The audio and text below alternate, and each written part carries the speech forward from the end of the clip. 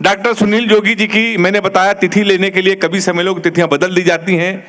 Doctor Sunil Jogi ji परिचय के मोहताज नहीं है तमाम मुख्यमंत्री और प्रधानमंत्री जिनको बैठकर सुनते हैं और देश का सर्वोच्च सम्मान पद्मश्री से वो सम्मानित हैं। मेरे छोटे से बुलावे पर आ गए हैं। हास्य के बहुत बड़े कवि हैं। बड़े कवि कहूं या मैं ये कहूं कि हिंदुस्तान के हास्य के सबसे बड़े कवि इस समय अगर कोई है तो डॉक्टर सुनील जोगी जी है।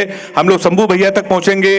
गीतों के श्रेष्ठ सबसे बड़े कवि आदरणीय विष्णु सक्सेना जी तक पहुंचेंगे, सबीना अदीब जी तक पहुंचेंगे। लेकिन उससे पहले मैं देश का वो ऐसा कवि जिसको पूरा हिंदुस्तान ही नहीं पूरा विश्व सुनना चाहता है, डॉक्टर सुनील जोगी जी। एक बार सारे लोग दोनों हाथ उठा के तालियां बजा के आमंत्रित करें हमारे भाई डॉक्टर सुनील जोगी। बहुत बहुत धन्यवाद। आपसे तालियों के लिए कहना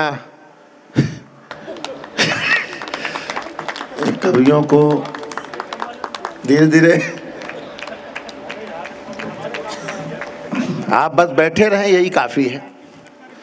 सरदार जी को बताया गया 1.25 लाख के बराबर हैं, लेकिन उसके लिए 1.25 लाख तालियां भी बजानी पड़ती।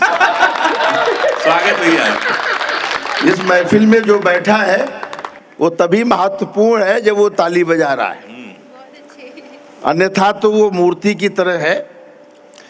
चलिए, बहुत सारी बातें नहीं की जा सकती।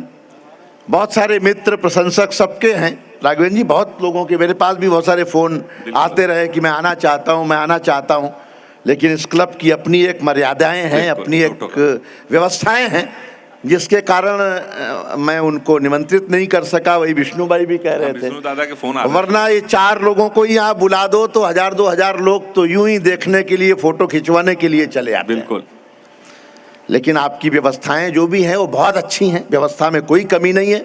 और जो लोग बैठे हैं वो भी बहुत अच्छे हैं। पिंटू ठाकुर हैं इधर, चंदन बहुत अच्छे गीतकार हैं, संदेश हैं, वो प्रमोद तिवारी जी बड़े गीतकार थे, उनके बेटे हैं।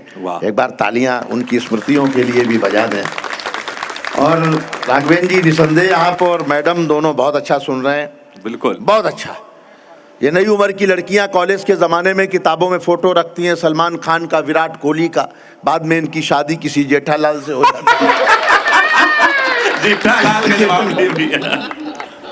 अभी मेरी पत्नी ने कहा कि मैं तुम्हारे दिल में रहना चाहती हूँ। मैंने कहा रहो, लेकिन वहाँ दूसरी औरतों से लड़ाई झगड़ा मत करो। महसूस ऐसा होता है, गंगा के तट पर हैं, 4 पंक्तियाँ सुनना जो मैं महसूस कर रहा हूँ कि रेत सी आंखों में सागर से ख्वाब सजा कर बैठे हैं। वाह। रेत सी आंखों में, थोड़ा जाग के सुनो बाबूजी, ऐसे बैठे हो आप, कमाल है, कितनी हिम्मत है आपके भीतर कि रेत सी आंखों में सागर से ख्वाब सजा कर बैठे हैं, नाक फनी के बीच गुलाबों को महका कर बैठे हैं। आपके साए में बैठे तो दिल ने ये महसूस किया जैसे हम संगम के तट पर कुंभ नहा कर। क्या बात है, वाह। तो हमारे भीतर भाव वही है। वाह वाह वाह। संख्या कम है ज्यादा है इससे कोई फर्क नहीं पड़ता, आपके भावना कैसी है ये इसका फर्क पड़ता है। जिस मन से मैडम वीडियो बना रही हैं, सबको सुन रही हैं, ये बहुत अच्छा है। और राघवेंद्र जी, हर पुरुष की सफलता के पीछे किसी न किसी नारी का हाथ होता है। बिल्कुल, किसी न किसी महिला का हाथ होता है। ये बात मुझे कक्षा 8 में पता चल गई थी। अरे तो फिर मेरा पढ़ाई लिखाई में मन लगा नहीं। मैंने कहा जब सफलता के पीछे महिला का ही हाथ है तो अपन मेहनत क्यों करें। सही बात। और सच माने कि अगर आप सफल नहीं हो रहे हैं तो गलती आपकी नहीं है, पीछे वाली महिला की है। और राघवेंद्र जी, आप तालियां जरूर बजाना। अगर सफल नहीं हो रहा है जिंदगी में तो गलती आपकी नहीं है। बिल्कुल, पीछे वाली महिला, मतलब इधर वाली नहीं, पीछे वाली महिला की है। बिल्कुल निराश मत होइए, कुछ मत कीजिए। सफल होना चाहते हैं तो पीछे वाली महिला बदलते रहिए। ये बहुत बढ़िया। तालियां मिलके बजा दो। मैं बहुत देर तक ये उत्सव कर सकता हूँ, मंत्र दे के गए, लेकिन समय की सीमा है। और जिनके हाथ बंधे हैं उनके लिए एक शेर पढ़ता हूँ, वो महफिल के लिए भी ज़रूरी है और ज़िंदगी के लिए भी ज़रूरी है। ओपन हार्ट सर्जरी के बाहर ये शेर लिखा था कि खोल लेते दिल अगर हंस बोल कर यारों के साथ, खोल लेते दिल अगर हंस बोल कर यारों के साथ, तो हमें ना खोलना पड़ता यूं औजारों के। वाह, क्या सच्ची बात है, वाह वाह वाह वाह। ब्रिगेडियर साहब पता नहीं हैं, चले गए, कहीं ना कहीं होंगे। है ब्रिगेडियर, सुनना लेकिन मैं आपको बताऊं, भैया, मुर्गी ने जो है वो कौवे से शादी कर ली, भाभी जी। मुर्गी ने कौवे से शादी कर दी, मुर्गा बहुत नाराज हुआ, बोले ये क्या किया, हम एक खानदान के थे, एक मोहल्ले के थे, एक संबंध हमारे थे, हाँ हमारा अफेयर भी चल रहा था, तुमने अचानक ये यू ट्रैक क्यों लिया, क्यों कौवे से शादी। तो मुर्गी बड़ी मासूमियत से बोली, क्या करती, घर वाले चाहते थे कि लड़का एयरफोर्स में हो। एयरफोर्स तो जिंदगी में हंसी बिखरी पड़ी है, हंसी बिखरी पड़ी है। कमाल का देश है, दीवारों पर लिखना मना है, ये बात भी दीवार पर लिख के बताइए। मैं बनारस गया तो पंडित आपस में लड़ रहे, मैंने एक से पूछा, भाई पंडित हो के आपस में क्यों लड़ रहे हो, तो दूसरे ने बताया कि जब इसे पता था कि मैं लहसुन और प्याज नहीं खाता हूं तो मेरी चिकन में डालने की जरूरत है। आनंद में रहिए, योगी जी का जिक्र हुआ।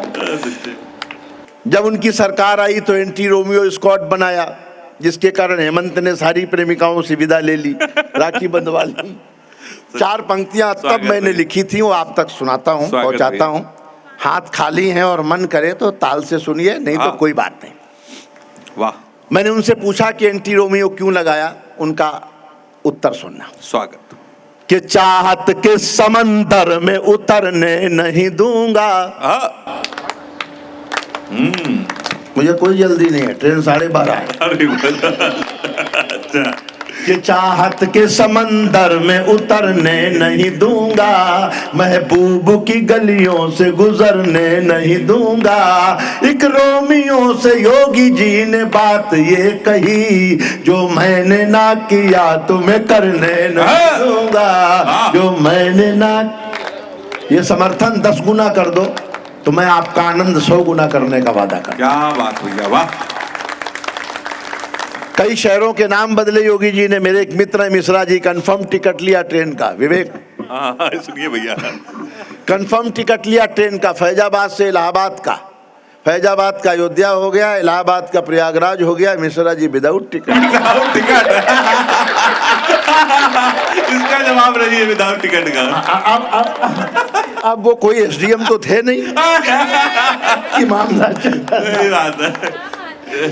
तो ऐसा होता है, आपकी दृष्टि होनी चाहिए, आपके भीतर आनंद होना चाहिए, तो सब दुनिया बहुत सुंदर लगेगी आपको। और आपके भीतर अगर क्रोध है, ईर्ष्या है, जलन है, द्वेष है, तो सारी दुनिया आपको खराब लगेगी। क्या बात है। तो इसलिए आनंद में रहिए। जब जब मैं राजेश को देखता हूँ, मैं पूछता हूँ, राजेश चश्मा लगाते हो, बदसूरत दिखते हो। बोले नहीं लगाऊंगा तो तुम बदसूरत दिखोगे।